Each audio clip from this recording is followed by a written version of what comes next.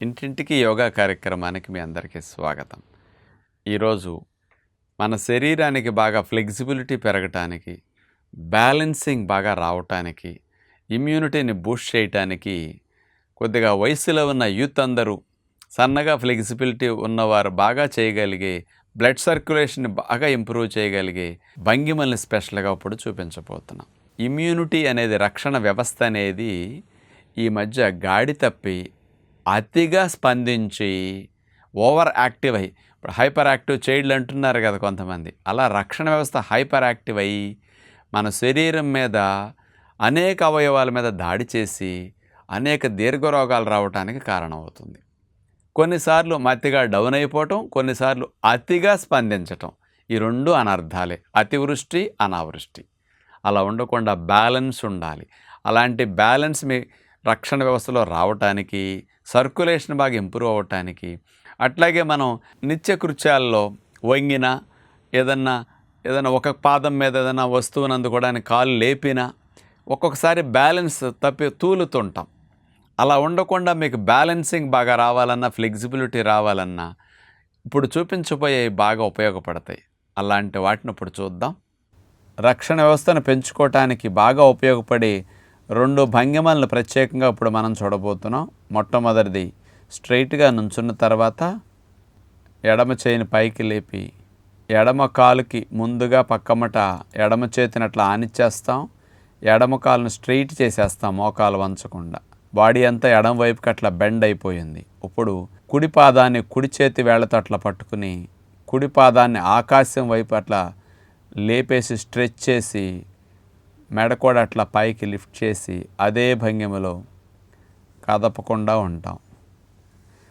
ఇట్లా చేయటం ద్వారా రక్త ప్రసరణ బాగా మెరుగవుతుంది. బోన్ మ్యారోలో స్టిమ్యులేషన్ బాగా జరిగి ఇమ్యూనిటీ సెల్స్ బాగా ఉత్పత్తి అవ్వటానికి, వాటిని యాక్టివేట్ చేయడానికి మంచి మార్పు వస్తుంది. ఒకవైపు అట్లా చేసిన తర్వాత ఈసారి సాధారణ స్థితికి వచ్చిన తర్వాత కుడివైపుకి బెండ్ అవుతాం. కుడి చేతిని కుడి పాదం ముందు అట్లా పెట్టేసి కుడి పాదాన్ని స్ట్రైట్గా చాపేసి ఎడమ చేతితో ఎడమ పాదం వేళ్ళని అట్లా పట్టుకుని ఎడమ పాదాన్ని పైకి గాలిలోకి అట్లా మనం లిఫ్ట్ చేసి అదే భంగిమలో కదపకుండా ఉంటాం అన్నమాట. ఇలా ఉండగలనంతసేపు ఉన్న తర్వాత మెల్లగా తీసేసి విశ్రాంతి స్థితి. ఇప్పుడు వెళ్ళకిలా పడుకుని ముందుగా కాళ్ళు చాపేసి చేతులు కాళ్ళ కింద అట్లా పెట్టుకుని రెండు కాళ్ళను పైకి లిఫ్ట్ చేస్తాం. సర్వాంగాసన భంగిమలోకి ముందు వెళ్ళాలి. నడుమును పైకి లిఫ్ట్ చేసి నడుము భాగంలో చేతులు అట్లా పెట్టేసి కాళ్ళని 90 degrees అట్లా లేపిన తర్వాత చేతులు సపోర్ట్ తీసుకుని, చూడండి చేతులు సపోర్ట్ సీటు కిందకు వచ్చేసాయి దగ్గర. ఇప్పుడు అలా పెట్టేసి నడుముని కిందకి ఇంకా ఉంచుతాం. విపరీత కరణి, అది అంటే చేతులు అరిచేతుల్లో సీటు పడేటట్లుగా బరువంతా అరిచేతుల్లో పడేయాలి. కాబట్టి అప్పుడు నడుము చూడండి ఒక కర్వలాగా బెండ్ అయింది, విపరీత కరణి. ఇలా చేయగలిగితే వెన్నుపాము నుంచి స్టిమ్యులేషన్ బాగా జరిగి ఇమ్యూనిటీ బూస్టింగ్కి బాగా ఉపయోగపడుతుందన్నమాట. ఈ విపరీత కరణి కొద్దిగా కష్టంగా ఉంటుంది. చేతుల సపోర్ట్తో విపరీత కరణి ఉండగలనంతసేపు ఉన్న తర్వాత మెల్లగా తీసేసి సాధారణ స్థితికి వచ్చేస్తాం. విశ్రాంతి స్థితి, కాళ్ళు చాపేసుకుని శవాసనలో హాయిగా రిలాక్స్ అవుతాం. మరి రక్షణ వ్యవస్థ బాగా పెరగాలన్నా, ఫ్లెక్సిబిలిటీ పెరగాలన్నా ఒక ఆహార నియమం మీ అందరికీ బాగా ఉపయోగపడుతుంది. అదేమిటో తెలుసండి? సాయంకాల పూట ఆహారాన్ని ఉడికినవి తినకూడదు, అలాంటి వాటిని మానేయాలని ఒక నియమం పెట్టుకోండి.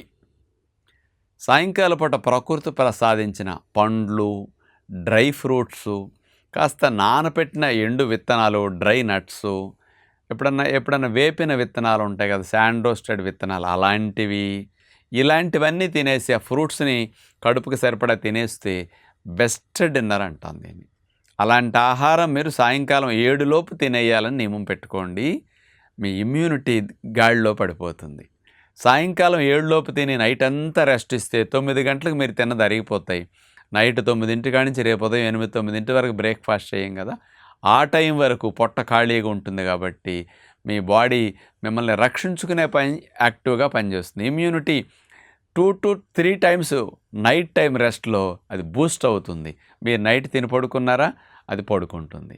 ఎర్లీగా తినేసారట న్యాచురల్ ఫుడ్, ఇమ్యూనిటీ బెస్ట్‌గా బూస్ట్ అవుతుంది.